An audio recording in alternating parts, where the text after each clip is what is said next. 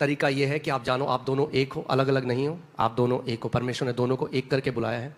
और सबसे बेस्ट ये है कि आप दोस्त की तरह अपने पार्टनर के साथ रहो। Be a very good friend, be a best friend to your partner, है ना, and you share your heart.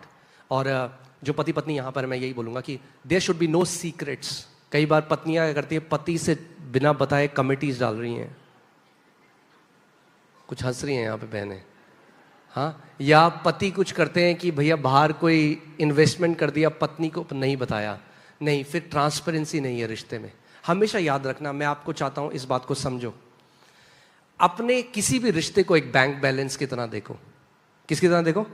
Bank balance.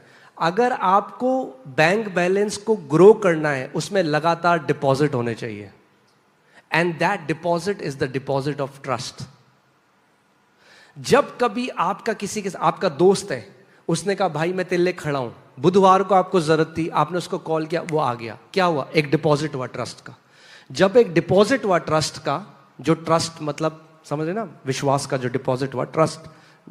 हर एक रिश्ते की जो नींव है ना, वो ट्रस्ट है, विश्वास है, ठीक है। सो जब आपके दोस्त ने बोला बुधवार को वो आ जाएगा, और वो आ गया, खड़ा हो गया आपके लिए, अब क्या हुआ? एक डिपॉजिट हुआ उस रिश्ते में, आपका जो रिश्ता था वो बढ़ गया। फिर उसने कहा था मैं तेरे लिए खड़ा हूं, और परिस्थिति आई, वो खड़ा है आपके, एक और डिपॉजिट हुआ।